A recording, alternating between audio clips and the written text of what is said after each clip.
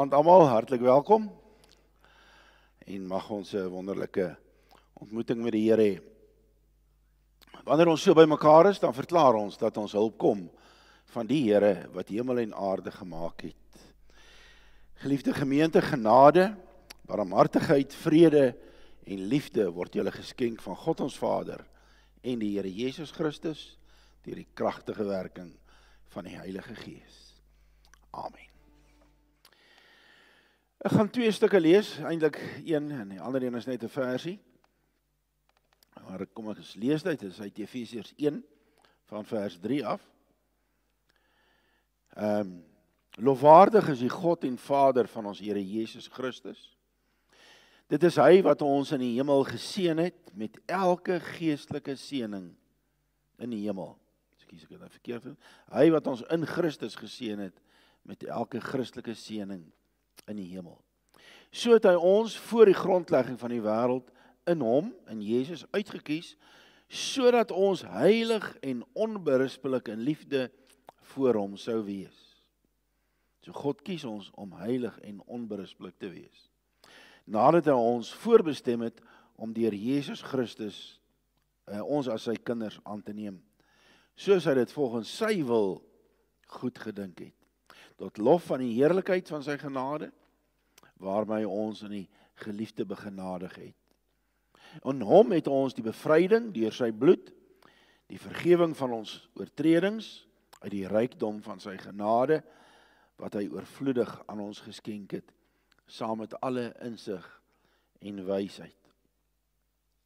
Vers 9 en 10 is ons teksgedeelte.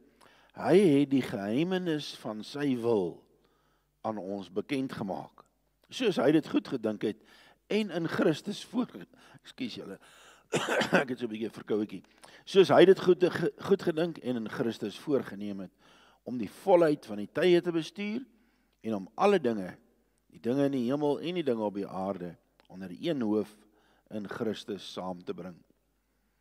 In hom is ons ook as erfgename uitverkies, voorbestem volgens sy voorneme van die een, volgens die voorneme van die een, wat alles volgens sy raad en wil laat gebeur, sodat ons, wat van die begin af ons hoop op Christus gevestig het, kan bestaan tot lof van sy heerlikheid. In hom is julle, toe julle die woord van die waarheid, die evangelie van julle verlossing, gehoor en tot geloof gekom het, verseël met die Heilige Gees, wat beloof is. Die Gees is die waarborg van ons erfenis, om ons los te koop as God se eiendom, tot lof van sy heerlikheid. En dan in Deuteronomium 29, vers 29, wat verborge is die Here ons God se saak. Wat geopenbaar is altyd vir ons en ons kinders van belang, sodat ons die woorde van hierdie wet kan uitvoer. So Deuteronomium sê, sekere dinge wat openbaar is, sekere dinge wat nie openbaar is nie. Efesiërs, meer as een manier, God het sy wil aan ons bekend gemaak, naamlik om ons onder Christus te plaas. Nou geliefdes, ek is seker julle het al stories soos hierdie gehoor, van die tannetjie, wat te vinnig gery het met haar kar, en toe sy op die draai afgery kom, toe sê sy, ag Here, nou is die kar in u hande. Nou maak sy ongeluk. En die karretjie rol, die jong man wat haar kom help vra vir haar, Tannie, nou wat het gebeur? Sy sê, nee, ek weet nie, die Here was aan beheer van die stuurwiel gewees. So het was God se wil, dat ek hierdie ongeluk maak. Of van die meisie in Pretoria, wat moes besluit of sy van werk verander. In die lentetyd loop sy in die straat, en haar val 'n jacaranda bloeisel op haar kop. En sy sê, dis die teken waarvoor ek gewag het. Is 'n teken van die Here. Nou weet ek moet die nuwe werk gaan doen. Of van die jong man, wat nogal baie gehou het van 'n sekere jong meisie, en toe droom hy in die nag, dat hy met haar trou. Toe sê hy, die Here het in 'n droom aan my geopenbaar, dat ek met hierdie meisie moet trou. En die volgende dag het hy haar gevra, ek weet nie of sy ja gesê het. So, God se wil. Is God se wil 'n groot misterie? Of nie? Ek het oor die jare gevind dat daar baie gelowiges is wat op een of ander manier worstel met God se wil. Om God se wil te aanvaar, God se wil te verstaan. En dan maak ons dikwels soos die mense wat ek nou hierbo genoem het, en ons soek tekens. So asof die Here 'n orakel is. Weet julle wat 'n orakel? A person such as a priestess in ancient Greece, through whom a deity is believed to speak some wisdom. Daar is die orakel van Apollos, wat in die Griekse mitologie bekend was. Maar ongelukkig dalk sal almal nie daarvan hou nie, is dit geheel en al nie die Here werk nie. Hy is nie 'n genie wat jy kan opvryf en sê, kom vertel vir my wat met my lewe aangaan nie. Hierdie lewe of hierdie benadering werk nie, want God gee nie tekens nie meer nie. En sy wil gaan nie oor jou nie in hierdie sin nie. As ek sê, dis dalk moeilik om te verteer. Dalk sal jy vir my sê, maar wat van Gideon? Wat van ander vele tekens wat ons in die Bybel kry? Wel, daardie tekens het in die eerste plek nie gegaan oor die mense self nie, maar oor hulle plek en hulle rol binne die koninkryk van God.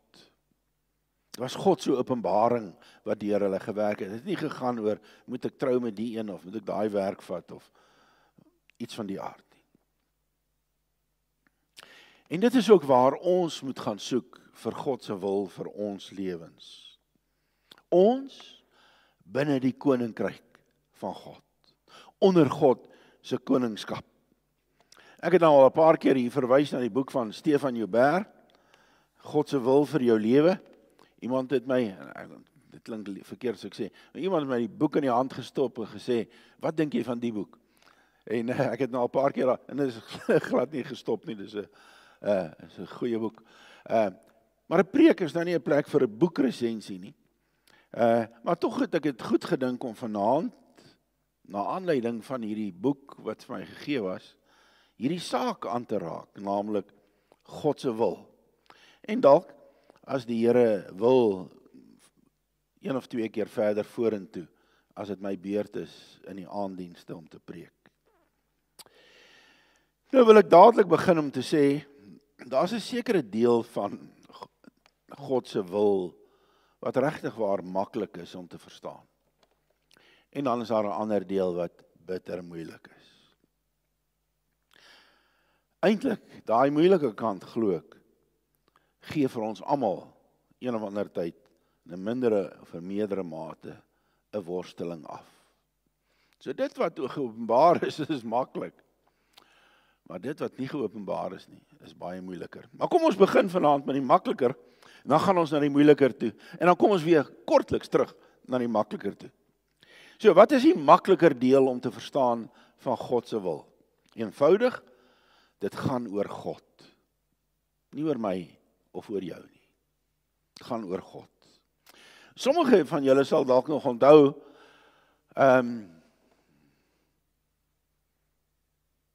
Tante Henny en oom Evert het vir my 'n boek gegee. En ek dink as ek reg onthou 2003 staan daar voorin geskryf. En dit was die boek van Rick Warren, Purpose Driven Life. En ons het daardie boek behandel in ons klein groepe en so meer. Die heel eerste paragraaf in daai boek lui so: It's not about you. Hy verduidelik by die voorwoord dat jy kry al hierdie selfhelpboeke wat jou help oor wie jy is en hoe jy is en hoe jy met jouself help. Maar hy sê hy gaan nie so 'n boek skryf nie. Because it's not about you. The purpose of your life is far greater than your own personal fulfillment. Dis groot woorde hierdie.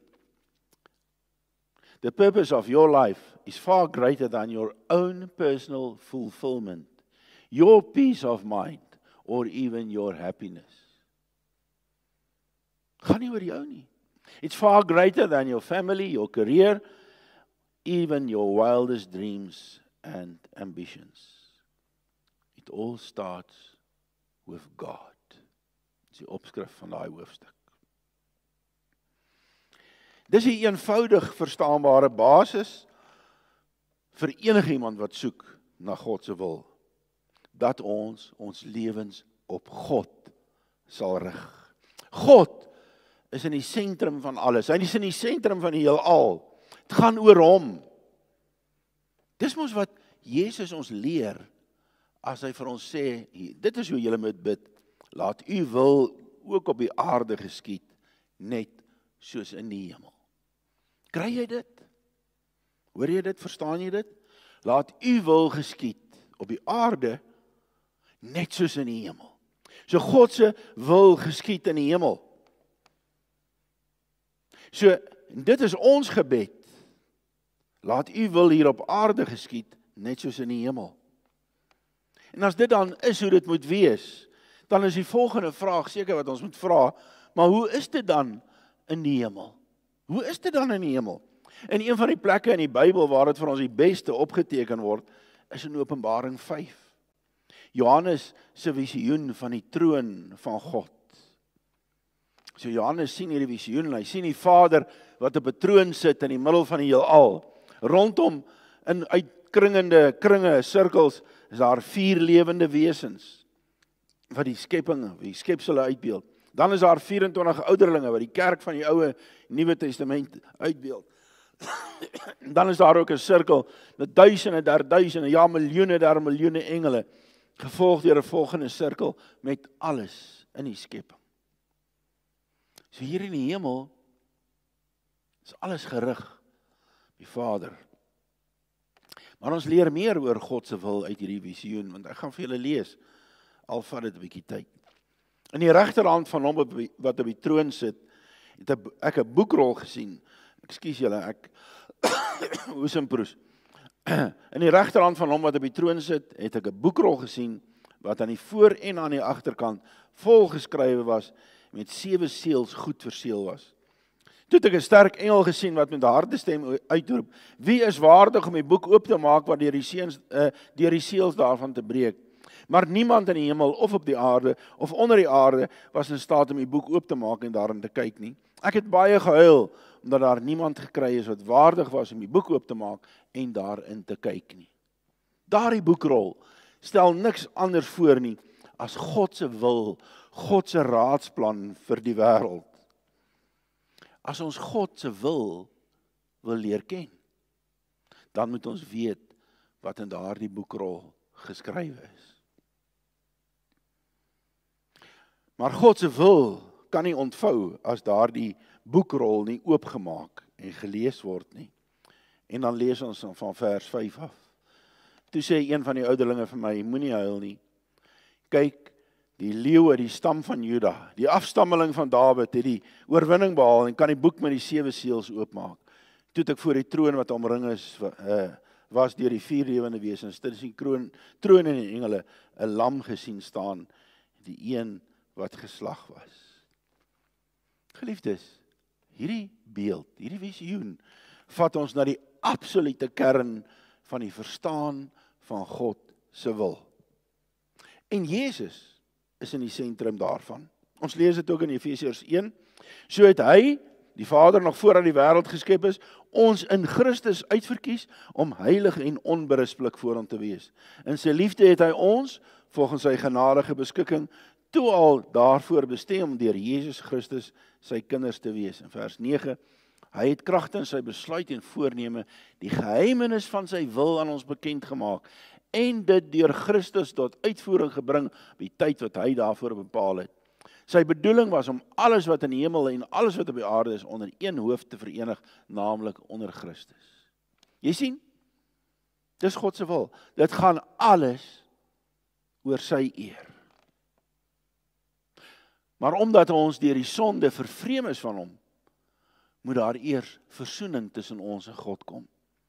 En die versoening is bewerk deur die lam wat geslag is, Jesus aan die kruis. Deur sy dood en deur sy opstanding het hy daardie versoening tussen ons en God bewerk. En onder Jesus se leiding is dit ons voorreg om God te ken, hom te dien. En dit is uiteindelik God se raadsplan. Dis God se wil vir ons lewens. Dat almal hom sal ken, hom sal verheerlik, dat elke tong, taal en nasie hom sal aanbid, voor hom sal buig, elke knie voor hom buig. Kyk hoe beskryf Openbaring 5 dit verder. Daardie ouderlinge, die engele en die hele skepping rondom die troon van God sing lofliedere. Eers die ouderlinge, toe sing hulle 'n nuwe lied. U is waardig om die boek te neem en die seels daarvan oop te maak, omdat u geslag is en met u bloed mense vir God losgekoop het uit elke stam en taal en volk en nasie. U het hulle koninkryk en priesters van ons God gemaak. En dan hoor ons die engele.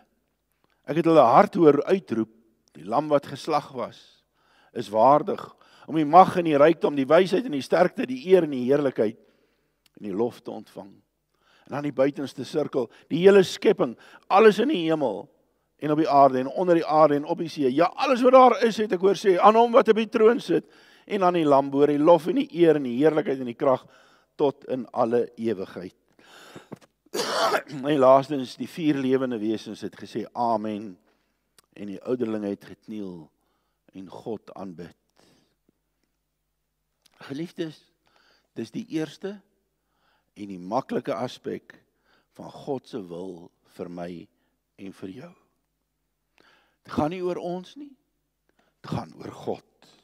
Ons hele lewe, ons hele bestaan is op hom gerig. Hy is in die sentrum van die heelal op sy troon en ons is met hom versoen deur die lam geslag.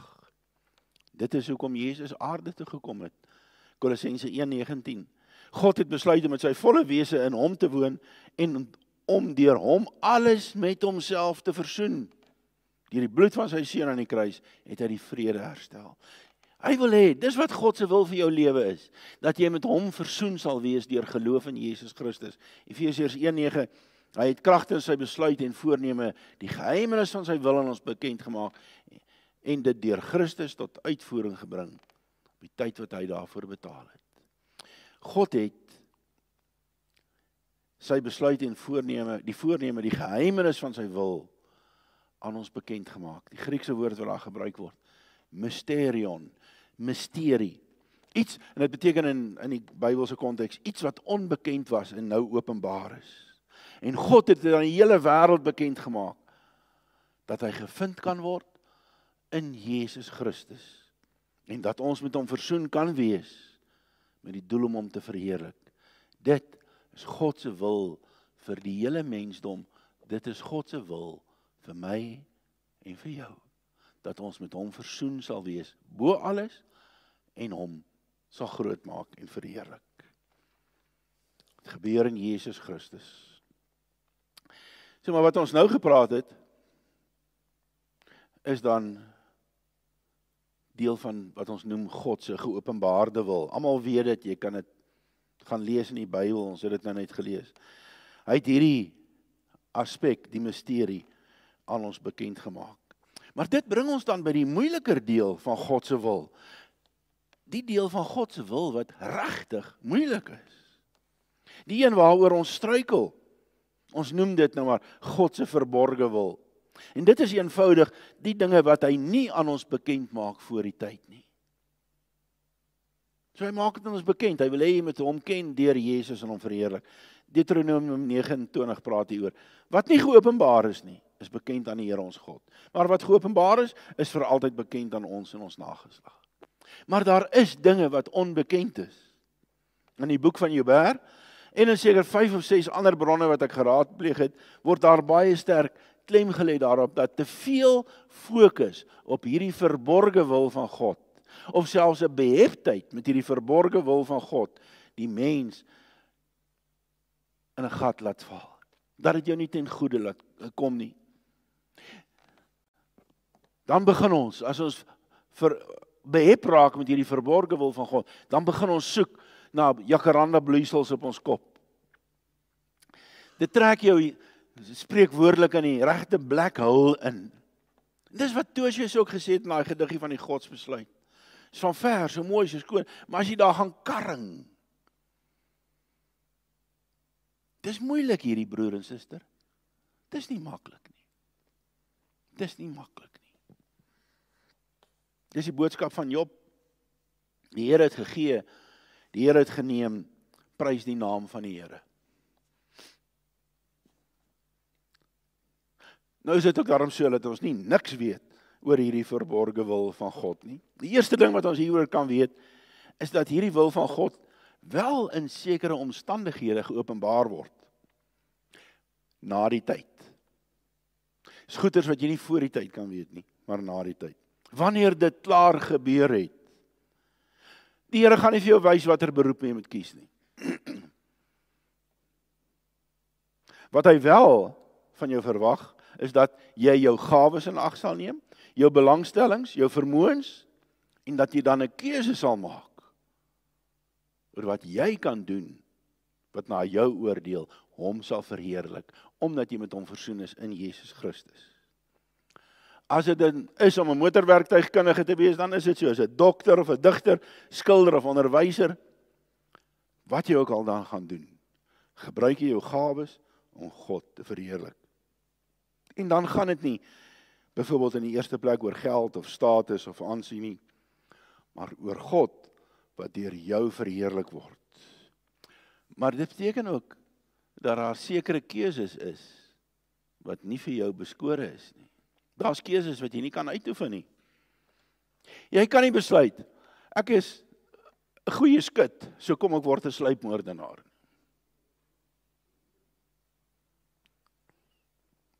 Ek praat nou met die manne, jy kan dalk dink jy kan goed dans, maar dit beteken nie, jy kan 'n ontkleeddanser word nie.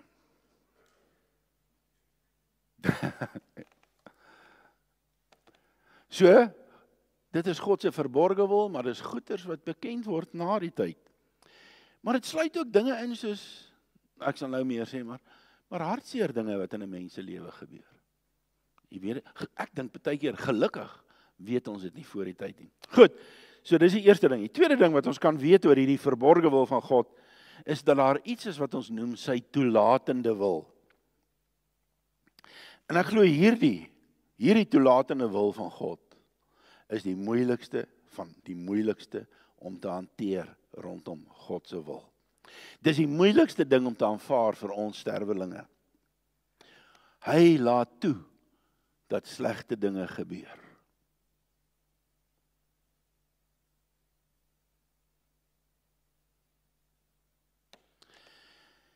Hierdie dinge is nie dinge wat, kan ons sê, deel is van sy, wat sal ons dit noem, heilige wil nie.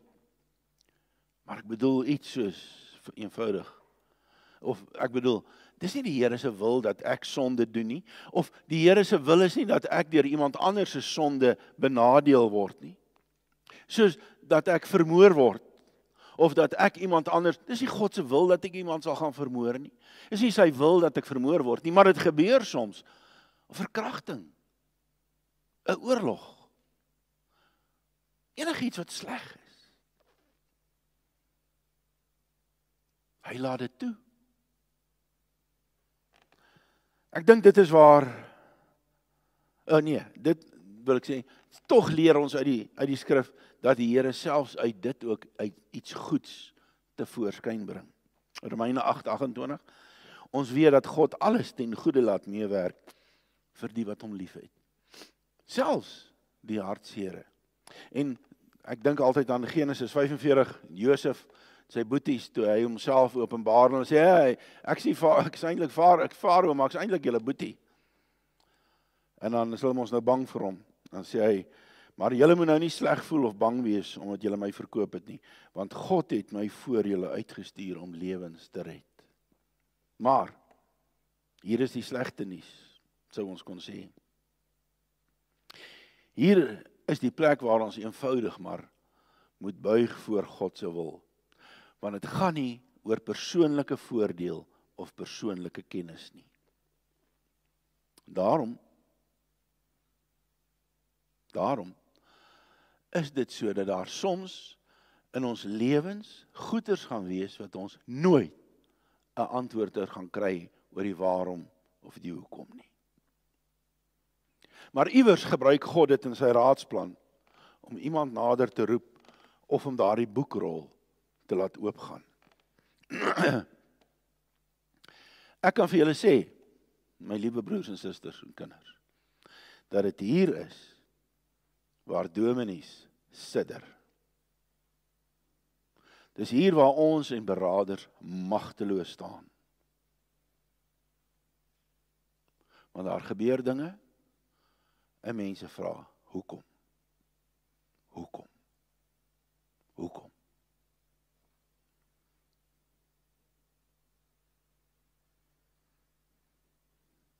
Dalk sal ons weet, dalk nie.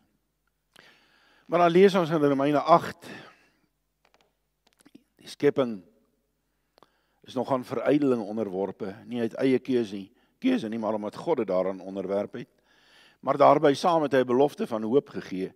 Die skepping sal self ook bevry word van sy verslawing aan die verganklikheid, om so tot die vryheid te kom van die heerlikheid waaraan die kinders van God deel sal hê.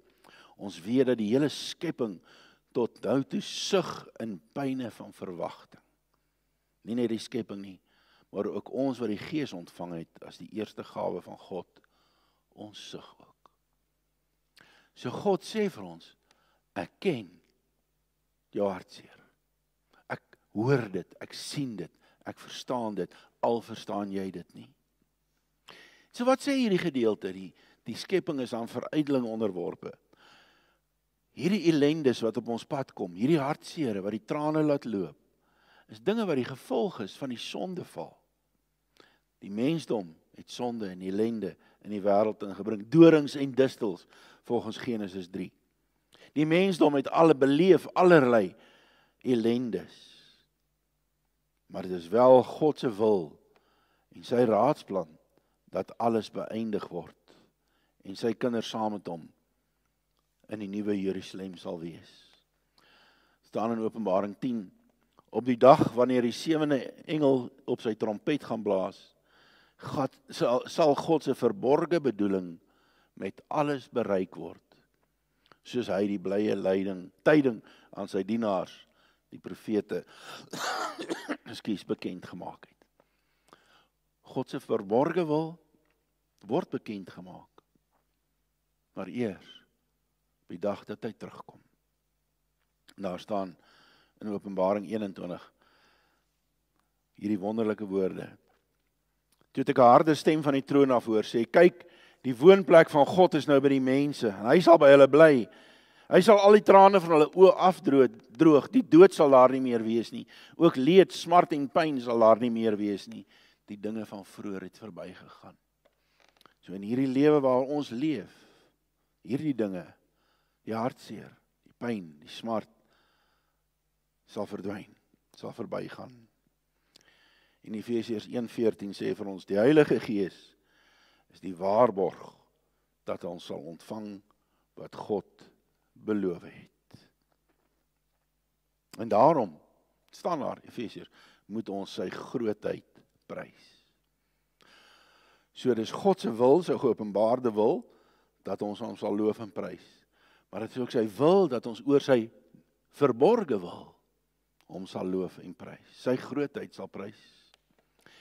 So geliefdes, wat is die les hieruit? Onder andere, dat ons sal weet, dat die Here aan ons die verantwoordelikheid gee om keuses te maak. En ons moet verseker, die keuses maak wat tot ander se nadeel strek nie. Hoe sê Jesus? Wat is God se wil?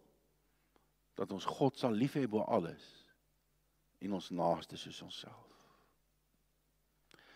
Dis die moeiliker deel. Selfs wanneer ons seer kry, nie ander na te nakom nie of God onteer nie. Maar dan wil ek net baie kortliks terugkom na die makliker verstaanbare deel van God se wil. Efesiërs 1:13 het ons gelees, deur Christus het julle ook deel geword van die volk van God. toe julle die waarheid wat aan julle verkondig is, die waarheid wat aan julle verkondig is, die evangelie van julle verlossing gehoor en tot geloof gekom het in Christus, het die Heilige Gees wat deur God beloof is, julle as die eiendom van God beseël. So, as ons terugkom na die geopenbaarde wil, jy wat Jesus ken, is die eiendom van God. En die Heilige Gees werk in jou. Werk in ons, om ons te leer om God se geopenbaarde wil te gaan doen. Dis baie belangrik hierdie. Ons kan baie keer worstel met God se verborge wil. Maar wat God vir ons sê is, ek wil hê jy moet besig wees met die dinge van my geopenbaarde wil. Dus, en wat is sy wil? Sy wil is eenvoudig, dat ons heilig sal leef. Het ek agtergeraak. Dat ons heilig sal wees. So sê 1 Tessalonisense 4. Lê julle nog meer daarop toe. Julle ken die voorskrifte wat ons op gesag van die Here Jesus aan julle oorgedra het. Dis die wil van God dat julle heilig moet lewe. En weet jy wat? Daar was dit. Dis die wil van God dat julle heilig moet lewe. En weet jy wat is die Bybel onder andere? Dis die plek waar jy leer wat God se wil is vir jou, sodat jy heilig kan lewe. Dit leer vir jou wat God se geopenbaarde wil is, en hoe jy moet lewe om in lyn te wees met daardie wil van God wat hy aan ons geopenbaar het. Heilig te lewe. En dit kan ons dan opsom, liefde vir God, liefde vir die naaste. Maar daar is baie nuances hieraan, en by 'n volgende geleentheid hoop ek regtig waar dat die Here vir ons kans sal gee, dat ons na daardie geopenbaarde wil van God in meer detail sal gaan kyk. Sjoe, geliefdes, toe ek nou hierdie preek begin skryf, het ek gedink, is lekker maklik, ek het nou 'n klomp goeters gelees, hier gaan ons. Ek was bitter totaal verkeerd. God word nie so maklik vasgevat nie. Ons kan hom nie so maklik in boksies sit nie. Ons kan hom nie analiseer en daar sit, nou verstaan ek God nie. Daar's tye wat jy hom net eenvoudig nie verstaan, wat in daai verborge wil van hom is nie. Maar mag ons, elkeen, in elk geval, God bo alles vereer. Mag ons weet dat hy in beheer is. En mag ons, elkeen afsonderlik en gesamentlik, soek om sy geopenbaarde wil te gaan doen. Dis waarvoor ons hier geplaas het. Om sy geopenbaarde wil te gaan soek en te gaan doen. Amen. Kom ons bid. Ons Vader in die hemel, ons dankie dat U met ons praat en ons verstaan. Ons hou nie daarvan altyd nie, maar ons verstaan dat U nie alles vir ons sê nie. Ons as mense het tog geen manier om dit alles te verstaan nie. Maar ons bely dat dit soms vir ons moeilik is, ook in ons persoonlike hoedanigheid, as daar dinge gebeur wat ons nie verstaan nie, wat ons nie kan dink dat daar 'n doel aan is nie. Ek vra vanaand, Here, wil U elkeen van ons vashou, wanneer ons worstel met een of ander vraagstuk, met een of ander hartseer, met een of ander iets wat ons nie weet nie. Maar gee dat ons nie daarby sal vasstaan nie, en vashak nie, maar dat ons met ons hele hart en siel en krag en verstand en met alles wat in ons is, sal soek om U te verheerlik vir U geopenbaarde wil, en ook op die manier en met die dinge wat U aan ons openbaar. Dat ons sal weet, dis die Here se wil vir my. Vergewe ons, Here, vir elke keer wat ons teen die prikkels skop, wanneer ons ongelukkig of ongeduldig raak. En gee dat ons sal buig voor U, die koning van die heelal. Amen. Julle gaan nou die seën van die Here ontvang. Dink net die wonderlike voorreg daarvan, om die week wat voor lê, waar daar dinge is wat jy mee worstel om te verstaan, uit hierdie ongeopenbaarde wil van God. As daar iets is, mag jy gaan worstel daarmee, onder die seën van die Here. Maar jy kan ook onder die seën van die Here gaan soek om sy geopenbaarde wil te gaan doen. Ontvang sy seën en gaan in vrede. Die genade van ons Here Jesus Christus, die liefde van God die Vader en die gemeenskap van die Heilige Gees sal by julle wees en by julle bly.